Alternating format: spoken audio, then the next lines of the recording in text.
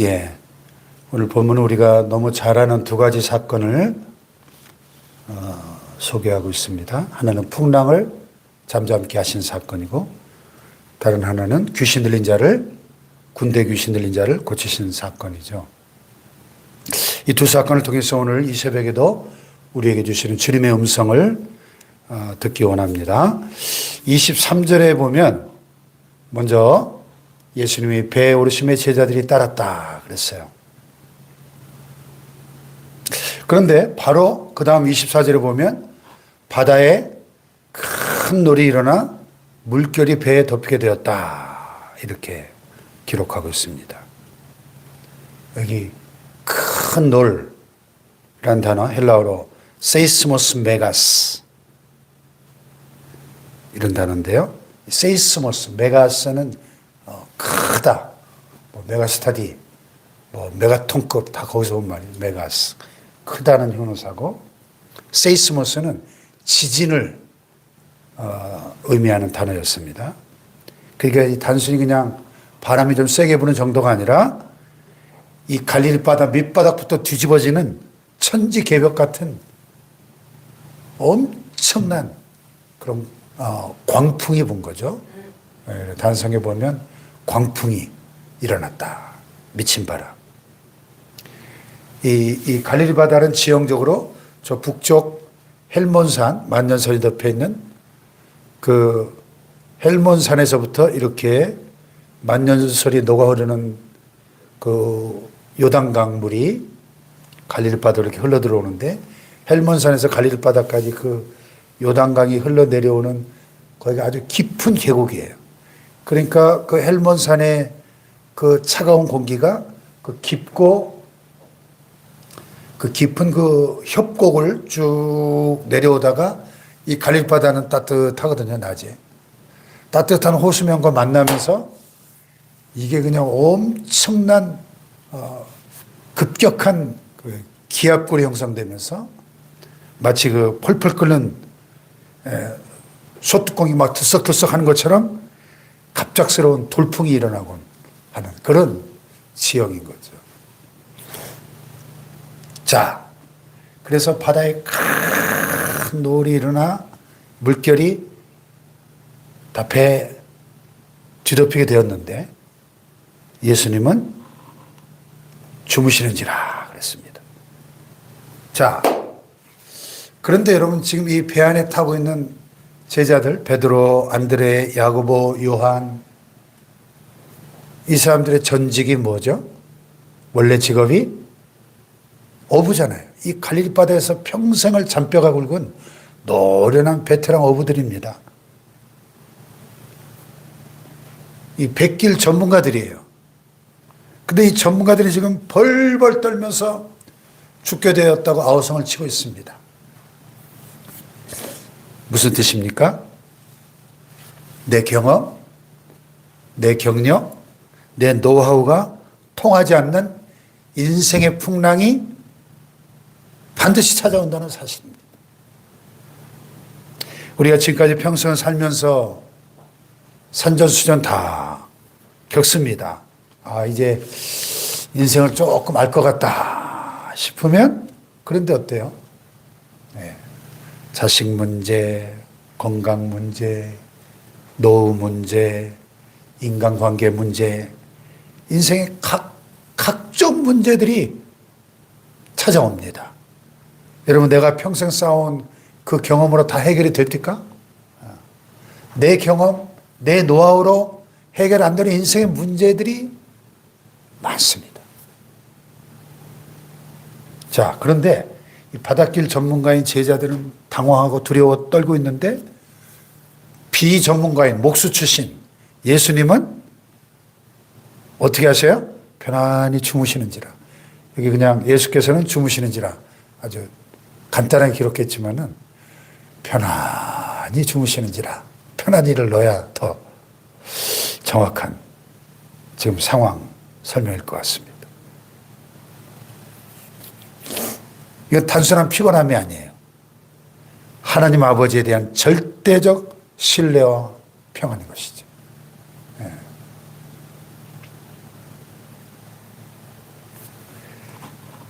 죽음의 공포에 휩싸여서 주무시는 예수님을 막 흔들어 깨면서 주여 구원하소서 우리가 죽겠나이다. 이 호들갑을 떨고 있는 제자들과 편안히 주무시는 예수님이 너무 대조가 되죠. 자, 예수님이 깨어 일어나셔서 바람과 바다를 꾸짖으셨다 그랬어요. 바람과 바다를 꾸짖으셨다. 그랬더니 바다가 아주 잔잔하게 되었더라. 할렐루야. 여러분, 우리 기억하십시다. 인생의 풍랑이 누구에게나 찾아올 수 있습니다. 네. 풍랑이 있는 바다를 보지 마시고 그 풍랑을 발 아래 두시고 호령하시는, 잠잠하라, 고요하라, 호령하시는 예수님을 보시길 축복합니다. 네.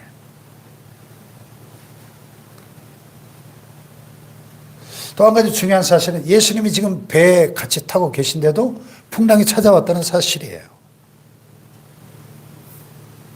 예? 우리가 예수님 모시고 믿음으로 살아가도 풍랑이 올 수 있다는 사실입니다. 더구나 이 지금 배에 제일 먼저 오르신 분이 누구예요? 예수님 먼저 배에 오르셨어요. 예수님이 선택한 항로입니다. 배에 오르심에 제자들이 따랐다 그랬잖아요. 그런데도 풍랑이 찾아왔더라. 그러나 더 중요한 것은 예수님이 타고 계신 배는 절대로 침몰하지 않는다는 사실입니다. 할렐루야. 네. 자, 이제 배가 갈릴리 호수 건너편에 동남쪽에 있는 가다라 지방에 다다르게 됩니다. 산 넘어 산이라더니 이번에는 무시무시한 군대 귀신 들린 두 사람을 만나게 됩니다. 네.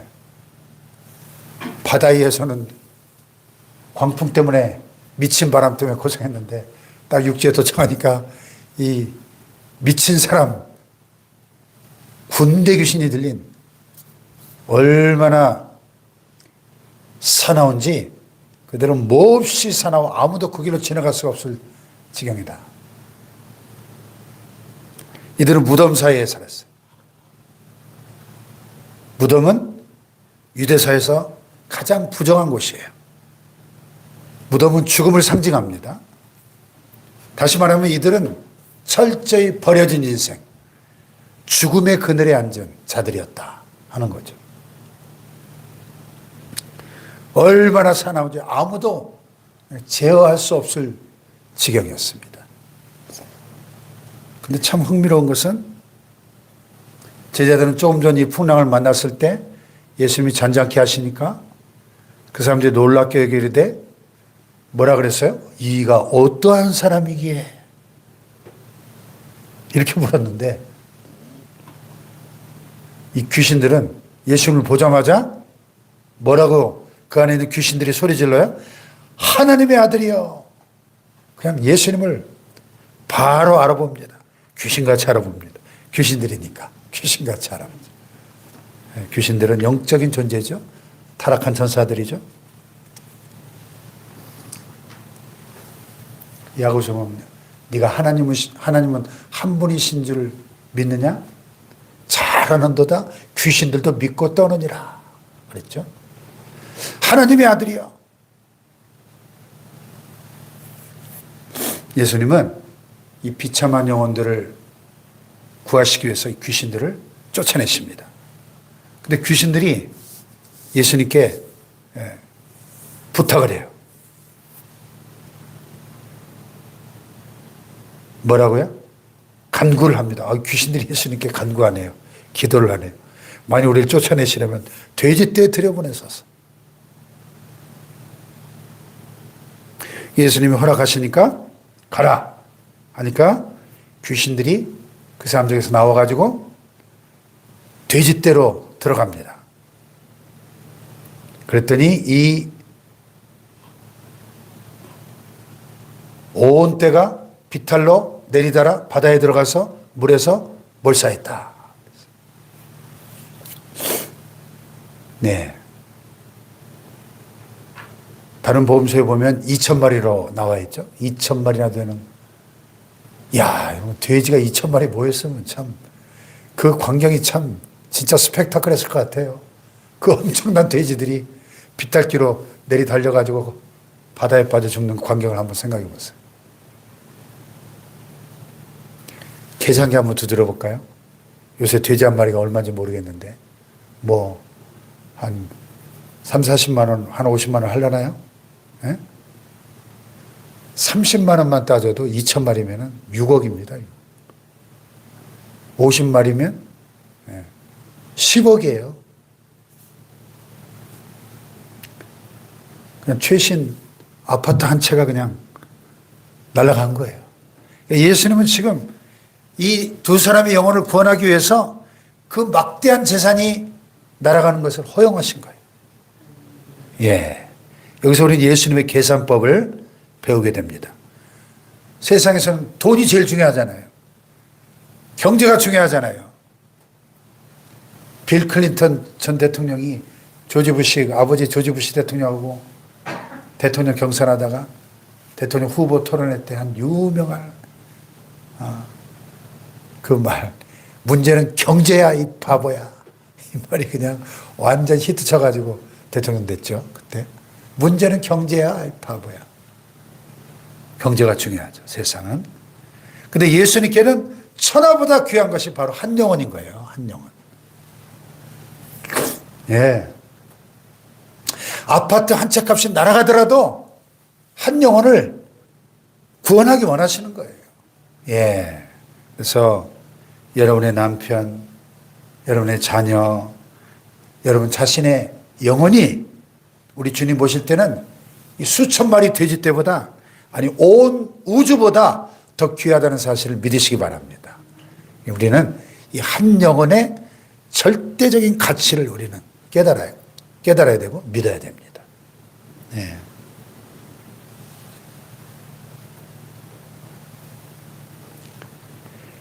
마지막으로 여기 34절을 보면은 34절 시작. 온 시내가 예수를 만나려고 나가서 보고 그 지방에서 떠나시기를 간구하더라.